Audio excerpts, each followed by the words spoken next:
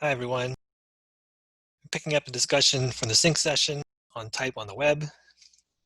So to implement fonts on the web, there are three different ways. The first way is the core way, using font family, using the core fonts of Georgia and Times. We can add it to our CSS using font-family. Notice the quotes here, round, curry, or new. So if your font has two words or more in its name, use double quotes around it and then a comma. Also notice that this list of fonts ends with serif as the last resort. In case no other fonts are available, the browser will pick a serif font out of whatever is available, or you can select sans serif here, or monospace, or cursive. The second way to do fonts on the web is to embed them. This requires some downloading by your user, so it may not be a great idea all the time. It uses something called @FontFace, as well as font family in your CSS. So there's two parts. One is the @FontFace here in the CSS, where you specify a font family and a source for that font file, the actual file itself. So in a folder and the name of the file here. And then when you decide which will get, say, chunk 5 regular here, your heading 1 and heading 2, then that also goes in the CSS. This is something called an @rule. So @FontFace, which we'll see again in relation to responsive web design. The SRC part, again, is where the browser will find the font file itself. In this case, it's in a folder called fonts, and it's a file called chunk5.eot. So use this font, again, you call it out with the @FontFace, the font family, and then specify for each of the actual parts that you want the font to be applied to. So in this case, it's heading 1 and heading 2. Notice here that heading 1, 2 are written together. So this helps to save time and code, so you can combine them into one line here instead of having a separate one for H1 and a separate line for H2. However, all this effort is largely unnecessary anymore because of the web font way. Google Fonts is your friend. If you can copy and paste, you can use Google Fonts and many other web font services. So we'll do this when we get to the code, but basically you start by selecting a typeface, and then when you get into the typeface, you'll see this blue link. You can click that to add it, and then it'll give you an option to review and to embed. So you want to click the embed, the top right corner, and then they give you directions, so you can either do the link, which is what we're going to do. So here's a piece of HTML. So copy this and put that into your HTML in the head, and then wherever you want the font family to be applied to, then you put that in your CSS. So we'll do this in a minute. Or you can do the @import method, another @rule. Just copy this into your HTML, into the head, and then you need to specify this in the bottom here, the CSS rule for whichever type of text that you want to be applied.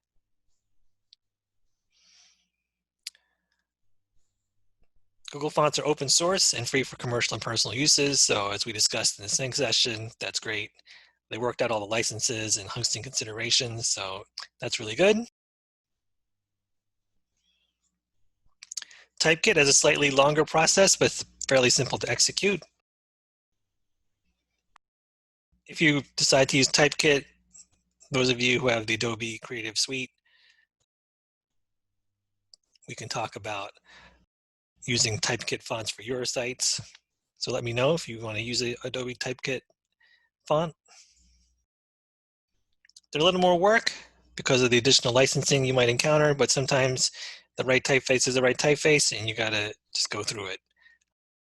I had an issue with Typekit at work where the license was pulled back from a font that I was using for a website. So I had to redo the website using a different font, which I didn't know that they would pull licenses out of Typekit for a certain font. So I had to start over, and it took a little bit of work, but it was okay in the end. But just know that fonts may come in and out of Typekit, so be prepared for that. So let's talk about style.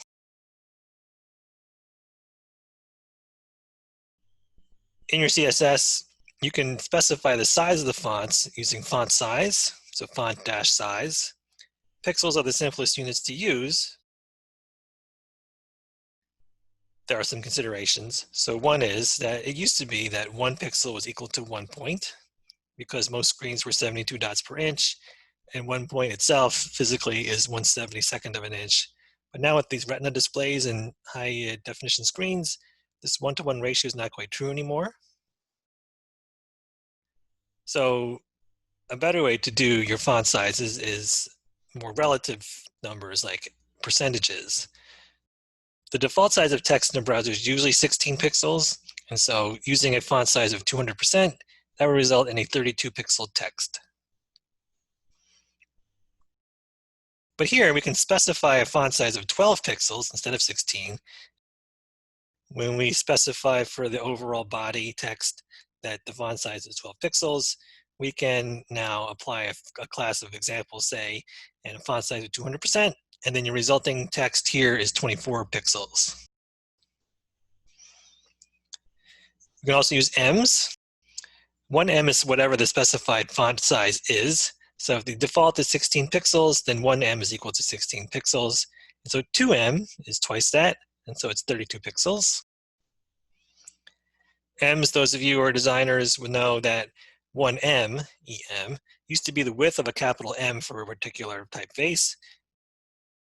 The modern digital definition is just a specified font size. So whatever you make 1em to be, or whatever the default size is 1em. The nice thing about an em is that it's a relative unit. So when a user changes the text size in her browser, if you use ems for your text, then everything scales nicely. So you can decide in your browser how big the text will be, and then everything else will adjust accordingly. More style. Font weight. So you can specify a font weight. If your font has a bold, you can just put the word bold, or if they have spelled it out in the font file itself, then you can put the number 700 for bold. Font weight, you can also use numbers, say 700 was bold. Depending on the font, if it's been built out, then you can specify 100 for thin, and then whichever weight you'd like, you can select that weight, thin, extra light, so on and forth. If the font family doesn't provide the requested weight, the browser will pick the closest one. Font weight can use relative terms like lighter or bolder, so you can actually say you want the font weight to be lighter. Now, font style is where you can specify italic or oblique, depending on the font, of course.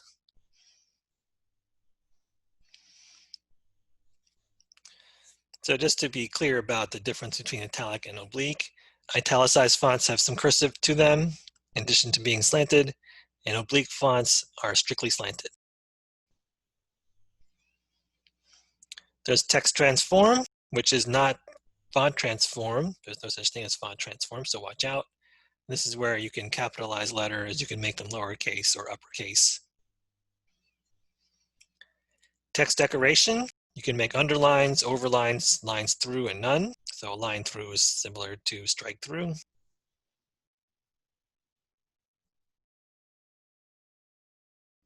You'll often see text decoration none, which eliminates the default underline from HTML links if you use it under A. Line height is how you can apply leading to your text, so that's leading. So if you hadn't heard of the term before, it's the vertical space between the bottom of the descender to the top of the ascender of the next line beneath it. Back in the day, you actually had the set type. You had to put lead strips in between each line to give them space. That's where it came from. So in a modern web digital environment, line height is how you give space in between. Line height is best specified as ems, not pixels, so that users can control text size in browsers. And then since they can control the text size, it's best to use a relative unit like ems so that the resulting gap in between lines is relative to the text size. So if everything is relative, then everything will scale nicely. But if you lock it in with pixels, then it can get kind of crunched. So you want to use relative units as much as you can. Even more ways. Text align controls the horizontal alignment of text, so you can do left justify, center, and right, or justify text outright. Vertical align is not for aligning text in the middle of a block, except you can do this in tables, but for the baseline alignment, so this is more like the subscript, superscript kind of thing. Text indent, you can indent text. You can use pixels. You're probably better off using ems. You can also use negative numbers to make it go the other way. Text shadow can make a drop shadow, and you hear text shadow 1 pixel, 3 pixel red means that the shadow goes 1 pixel to the right, 1 pixel down to the bottom, 3 pixels of blur, and then a red color. Let's get into some pseudo elements. We saw a few pseudo classes before. Here's a few more of those. They're kind of like extra features that you can unlock in CSS. The first letter. So first letter, when attached to the P, makes the first letter of all paragraphs have a 2em size if you do it like this.